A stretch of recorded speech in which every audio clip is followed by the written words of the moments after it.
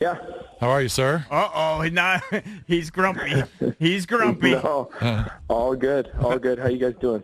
Hey, Doing okay. We're good. I was just I didn't see any of the game last night because I was at a Christmas party down here at the wharf, battling traffic. It sucked. But losing in a shootout. I know you guys gave up a late lead. But how do you like? What's your mindset after a loss like that? Do you say, you know what, it sucks we lost, but we do have a point. We get a point out of that. Played hard. Lindgren, I guess, played pretty well. Stromer scored again. That guy's on fire. Yeah, is he on? Is he basically playing the best hockey of his career, or because I don't know him much prior to here.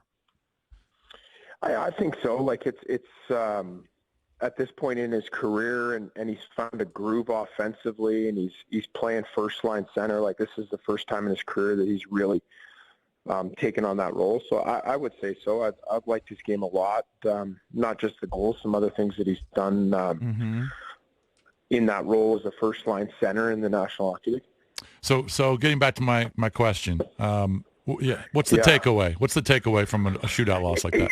Yeah, I think it depends. It depends on how it came about. So last night, process-wise, a lot of good things. Special teams good. Score a power play goal. Penalty kill was great. Kill off a 5-on-3.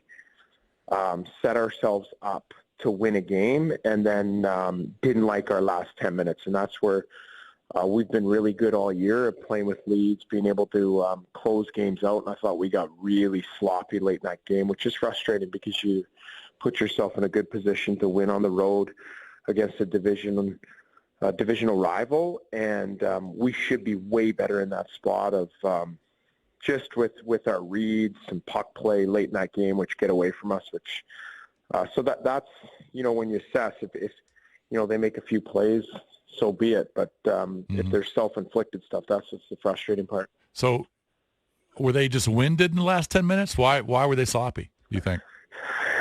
Just mental mistakes. Like we turned the puck over twice on the wall. Like our guys know better, and they need to execute in those spots. Is it difficult? For sure it is. Mm-hmm. But that's why it's hard to win in the NHL. So our guys expect to make those plays in those moments under pressure when the game's on the line, and last night we didn't do that. All right, Coach, I'm embarrassed to ask you like the cliche Ovi question, and I'm not asking you to say anything negative or anything. I want to ask an honest question. And obviously the production hasn't been there like we're used to, and age is undefeated. We all get that. But I refuse to believe that, he's just falling off a cliff from last year where he had such a good year. The way it was described to me by Joe B., I just wonder if you agree with this explanation, and it makes sense, I guess. Is that obviously as you get older, you don't have quite that quickness, you don't have that break. We've seen that kind of happen over years. And what's happening is defenders, they don't need to give him as much space because they're not as afraid of him going around him anymore. He doesn't have the separation, right? And so right, I get he's not going to score a bunch of breakaway goals anymore, right? That's not part of his career. But why is he not just scoring from his office all day long? And the way Joe B. described it is, look, they just play him a little tighter now because they're not worried about him going around him. Is there some truth to that? Does that make any sense? Yeah, a little bit. I think, too, they just haven't gone in. Like, the shot volume That's is all there. It is. Yeah. Yeah, and so, okay, so you dissect that part. Okay, why are they not going in? Well, that's a whole, does a shooter and a goal scorer, I refuse to believe he forgets how to score. Like, that's not how it works. Right. But there is something to be said as gets older in his career, like it becomes just a little bit harder to beat goalies and to pick corners and to be precise in that. But at the same time, like he's generating the same shot volume, same sort of. Okay. Yes. Yeah. His shot attempts and his shots overall, I want to say they're right on track to be the same average that they've been. His shooting percentage is the lowest, obviously, in his career. Okay, well, that definitely could be a streaky thing, though. For sure. For sure, and that's where I think I believe that they'll eventually start to fall for him, and they'll start to, like last night, he sets up that goal, like he's in his office, he hits to one-timer, hits Urson in the head, actually breaks his buckle, and so those, and we score, 10 seconds later. Right. those normally he's relied on like 15 of those a year or whatever, 12 Right. of those a year. He has 0 of those this year, right? So are they not going to go in? I tend to believe that they're going to go in at some point. Just keep generating those opportunities, get to your spots. I like your answer. You're making me happy. I like your answer. What is his, because I don't follow the stats as well as I should. So are you saying then that his quality chances are just where they need to be too? Yeah, I don't know the exact, I know the shot volume. So if you just measure the shots, I know that stat for sure is right there. Now, the location of it, I would have to do some more digging on. Is it a couple feet farther away from the net than it normally is? I don't know exactly, but I know his volume is right where it's been in years past. And like I said, like they're just where he's made it look so easy for so long. Like no one on the planet has ever been able to shoot with ease and beat National Hockey League goalies like he's been able to do from that flank. Like there's some good shooters. Stamkos is good. Pastrnak is good, but not even on the close to the same level that has been able to do it for so many years of no screen, doesn't need any time, just hits it and beats goalies. And those haven't gone in for him this year. But like I said, I think they eventually will start to fall for him. How do you think Lindgren played last night? I thought he was solid.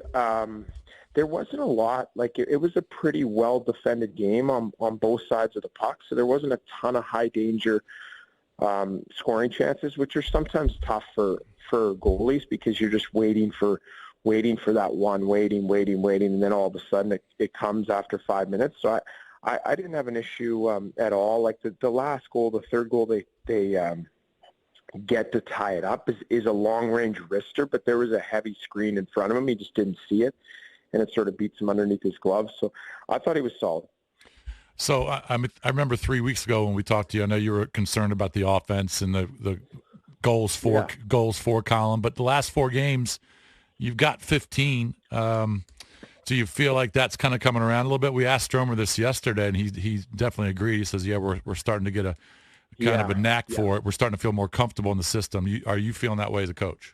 I am for sure. I think we've got some swagger and some confidence offensively, and also there's something to be said for a little bit of chemistry. Like at the beginning of the year, our lines were moving around. We had guys in different spots. We're trying to find some chemistry, some combinations that work.